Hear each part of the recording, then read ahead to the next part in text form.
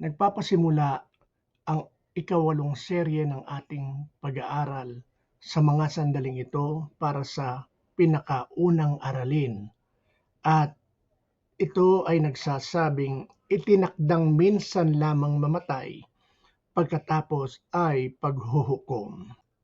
Para sa ating susing talata, ito ay nasa ika-9 na kabanata ng Hebreo, talatang 27. Sabi dito, itinakda na ang mga tao'y minsan lamang mamatay at pagkatapos nito ay ang paghuhukom. Namumuhay tayo sa mundong abala sa paghahanda.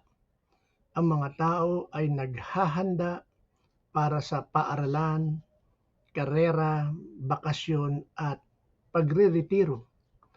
Kinukuhanan natin ng insurance ang ating mga bahay, sasakyan, bilang paghahanda sa anumang sakuna na mangyari at maging ang ating buhay. Pinaghahandaan natin. Ngunit kakaunti lamang ang naghahanda para sa isa at tanging tiyak na pagharap, ang kamatayan. Ang ika-9 na kabanata ng Hebreo talatang 27 ay malinaw na nagsasaad, itinakda na ang mga tao'y minsan lamang mamatay at pagkatapos nito ay ang paghuhukom. Ang talatang ito ay nagpapaalaala sa atin ng dalawang hindi matatakasan na katotohanan. Lahat tayo ay mamamatay at lahat tayo ay haharap sa paghuhukom ng banal na Diyos. Ang katiyakan ng kamatayan. Bawat hininga natin ay hakbang patungo sa kawalang hanggan. Walang sino man ang ligtas dito, mula sa pinakadakilang hari hanggang sa pinakahamak na tao. Lahat ay humaharap sa kamatayan. Sa Genesis, kabanatang 5, paulit-ulit ang mapait na katotohanan. Sinasabi doon, at siya'y namatay. Kahit ang mga tapat na patriarka o mga kilalang karakter sa Biblia ay hindi nakaiwas dito. Hindi ito itinatago ng Biblia, bagkus ay tinatanggap at ipinapaalaala ito upang tayo ay mamuhay ng may pananaw sa kawalang hanggan. Ang katotohanan ng paghuhukom. Hindi nagtatapos ang lahat sa kamatayan. Ayon sa Biblia, pagkatapos ng kamatayan ay may paghuhukom.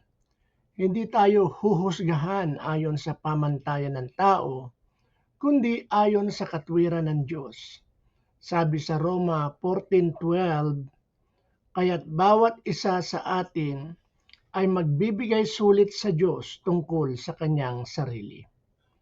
Ito'y hindi haka-haka o opinyong pangrelihiyon. Ito ay tiyak na itinalaga ng Diyos. Hindi ito tungkol sa reinkarnasyon o pagtulog ng kaluluwa, kundi isang personal at banal na pagsusuri ng ating mga buhay. Ang baha, isang halimbawa ng paghuhukom. Sa Genesis kabanatang 6, mababasa natin na ang mga isip ng tao ay puro kasamaan sa lahat ng panahon. Nalungkot ang Diyos at hinatulan ang mundo sa pamamagitan ng baha. Ngunit si Noe ay nakatagpo ng biyaya sa paningin ng Diyos. Sumunod siya sa utos ng Diyos at naging tagapagturo ng katwiran sangayon sa 2 Pedro kabanatang 2 talatang 5. Sa loob ng 120 taon, nagbabala siya sa mga tao, ngunit tumanggi silang makinig. Nang dumating ang paghuhukom, ito'y biglaan at ganap. Tanging ang mga nasa loob ng arka ang naligtas. Isa itong makapangyarihang paunang larawan ng huling paghuhukom. Si Jesus ang ating arka. Yaong mga nasa kanya ay maliligtas. Yaong tumanggi sa kanya ay haharap sa baha ng poot ng Diyos.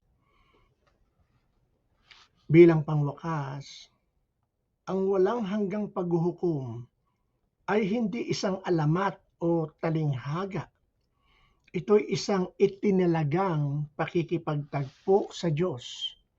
Ngunit sa kanyang habag, ang Diyos ay naglaan ng daan ng pagtakas at ang daan iyon ay si Hesukristo. Kaya sabi niya, I am the way. Kung hindi mo pa siya tinatanggap, ngayon ang araw ng kaligtasan. At kung ikaw ay nasa kay Kristo na, mamuhay tayo araw-araw na may kamalayang espiritual at pagkaapurahan sa harap ng kawalang hanggan. Maghanda tayo, hindi lang para sa weekend o sa pagre-retiro, kundi para sa pinakahuling pakikipagtagpo sa buhay na Diyos. Salamat po.